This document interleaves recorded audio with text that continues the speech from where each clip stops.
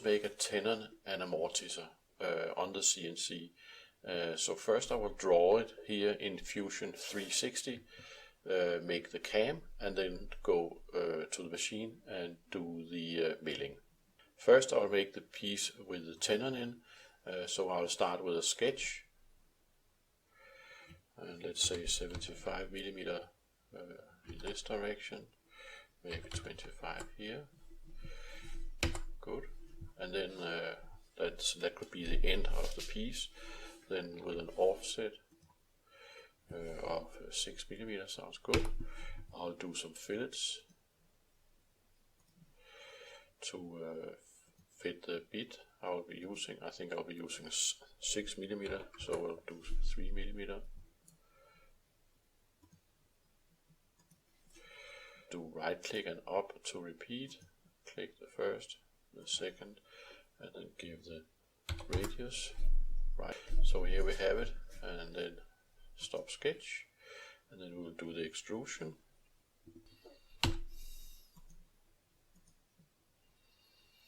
Just for this purpose, we'll make it 20 centimeters. And then it closes, shuts off the sketch, which we of course need in order to extrude this one.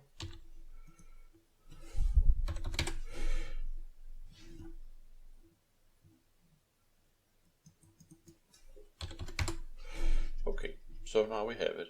This is our tenon, and this could be maybe a part of a table, so let's put on a table leg. So we will add a box to it on this surface here. Maybe we'll do like this, and it's gonna be, let's say, 50, and maybe 700 long, and then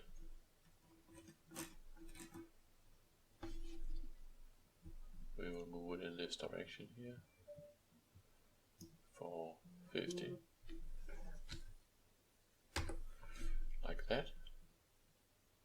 And then now it's really important what you see over here, because now I have made I was about to click OK, but it's actually gonna cut the two pieces, and I don't want to do that. I actually want to make a new body, because this is a leg and I want a new body.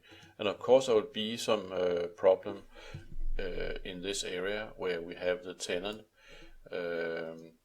basically sticking in to this piece here, and there's no mortise yet. So let's go and do the mortise.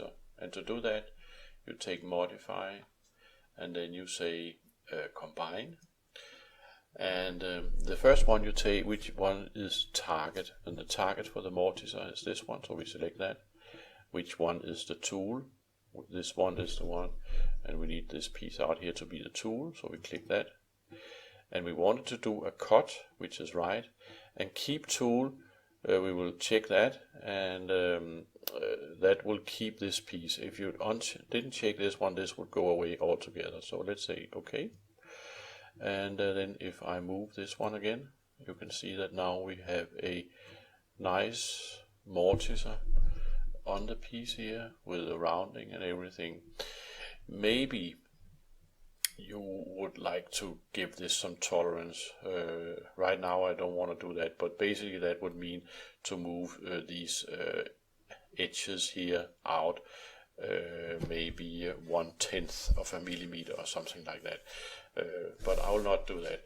So that's all we need to do on the CAD part. Okay, so with the drawing made of the table leg and the upper part here, I think we'll go to the CAM part of the program, and you can just use workspace and then CAM. And then let's work on the tenon first. So we will shut this off, look at the end of this one, like that. This is the way it will be milled, so we'll be milling like this. And we of course need to do first a setup of the stock and say where do we have the axes, and the corner will be here, so it would be like that. And then we need to have Z up, so we will set the Z axis, could be this one. Oops, where did it go?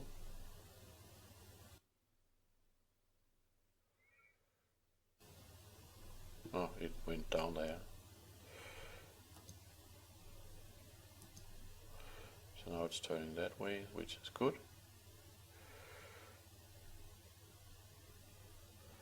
And then we need to have selected, that was the, then we select the X-axis, and it's gonna be this one.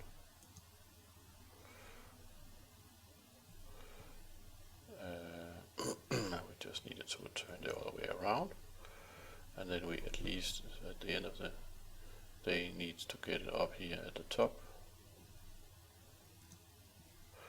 so like that. I think then we have Z up, X this way, and Y this way. So then the setup is good. The stock is just gonna be the piece, so we will set this to 0 and this to 0,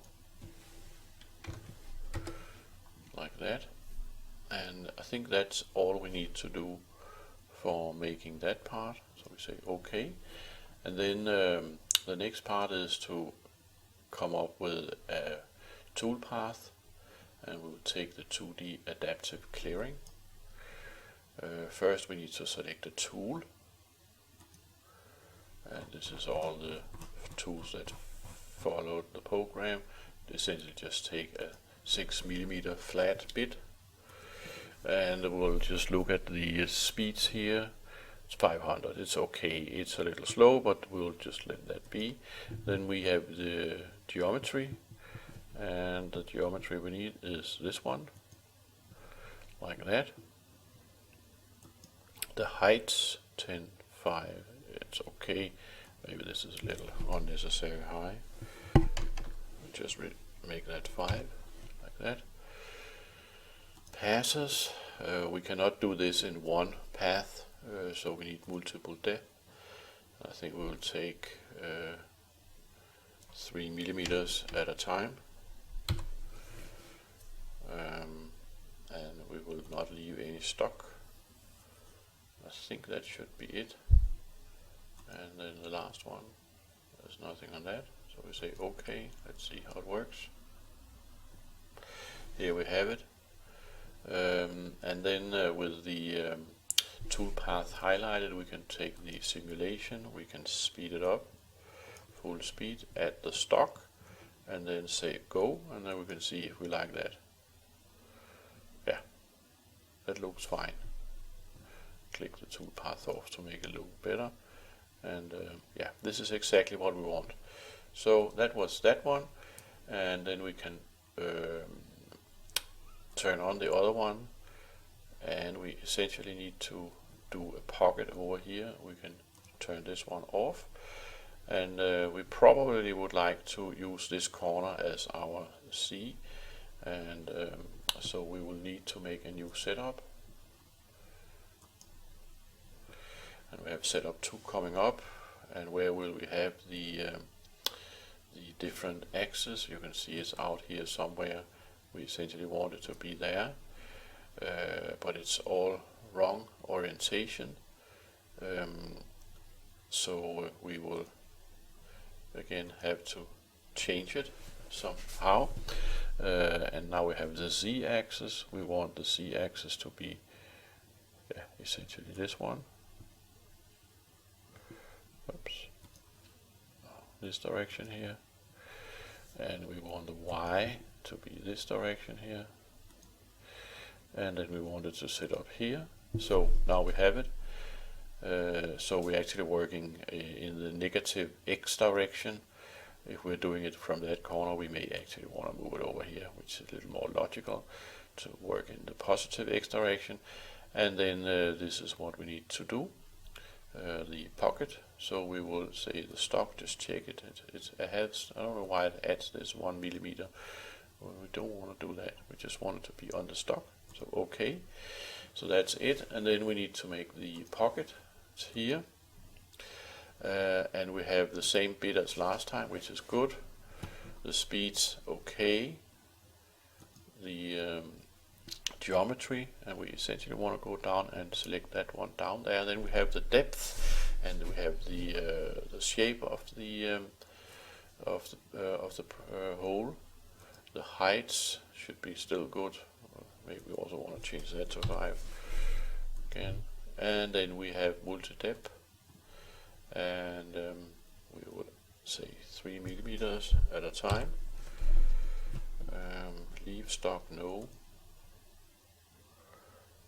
And I guess that's about it. We say OK.